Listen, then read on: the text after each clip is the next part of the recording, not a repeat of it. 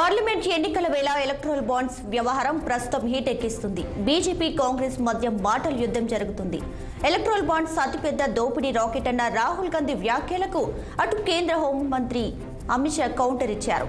గాంధీకి కూడా 1600 కోట్లు వచ్చాయని, హఫ్తా వసూలు ఎక్కడి నుంచి వచ్చిందో వివరించాలన్నారు. ఇక ఎన్నికల బాండ్లతో రాజకీయాల్లో నల్లధనం దాదాపు కనుమరుగైందన్నారు అమిత్ షా.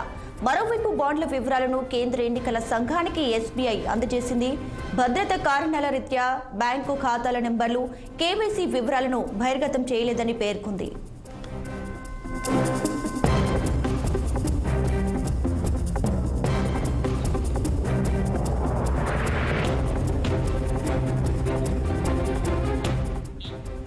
రైట్గా ఎలక్ట్రల్ బాండ్స్ విషయంలో అటు కాంగ్రెస్ ఇటు బీజేపీ మధ్య అయితే మాటల యుద్ధం జరుగుతున్నటువంటి పరిస్థితి కనిపిస్తుంది.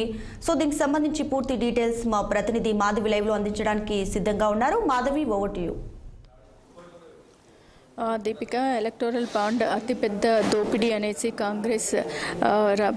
కాంగ్రెస్ ఎంపీ రాహుల్ గాంధీ అభివర్ణించడాన్ని అమిత్ షా తప్పుబట్టారు.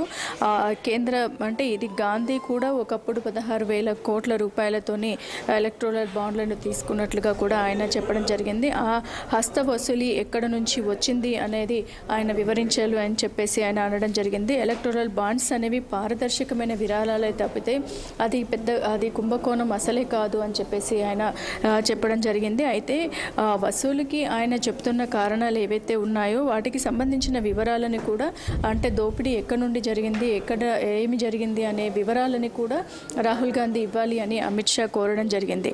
అయితే భారతీయ జనతా పార్టీ అతి పెద్ద విరాళాలను కూడా అందుకున్నట్టుగా ఈ ఆరోపణలు వస్తున్న నేపథ్యంలో అమిత్ షా కూడా ప్రశ్నించడం జరిగింది. అయితే ఇది పూర్తిగా తప్పని ఆయన సమాధానం ఇచ్చారు. మాకు 6,200 కోట్లు ఈ రామ మందిరానికి ఏవైతే ఉన్నాయో అవి విరాళాలుగా మాత్రమే వచ్చాయి తప్పితే ఇది మేము అందరికీ తెలిసి ప్రతి ఒక్క రూపాయిని కూడా మేము ఖర్చు పెట్టే విధంగా కూడా ప్రతి ఒక్కటి కూడా ప్రజలకి తెలియజేసే విధంగా కూడా మా అన్ని ఆడిటింగ్ అంతా కూడా ఉంది అని చెప్పేసి ఆయన చెప్పడం జరిగింది. ఇది అంటే మేము ఎంత పైకం మనకి వచ్చింది అనే దాన్ని కూడా మేము ప్రజలకి వెల్లడిస్తున్నాము. మా సైడ్ నుంచి ఎలాంటి దోపిడీ అనేది అంటే పెద్ద కుంభకోణం రాకెట్ లాగా భావిస్తున్న రాహుల్ గాంధీ దీనికి సమాధానం చెప్పాలి అని అమిత్ షా వివరించడం జరిగింది. అయితే ఇండియా అలయన్స్కి చెందిన 6,200 కోట్ల కంటే ఎక్కువగా మాకు 303 కోట్లు సీట్లు కూడా ఉన్నాయి, 303 సీట్లు కూడా ఉన్నాయని చెప్పేసి ఆయన చెప్పడం జరిగింది. 17 రాష్ట్రాలు మా ప్రభుత్వాలు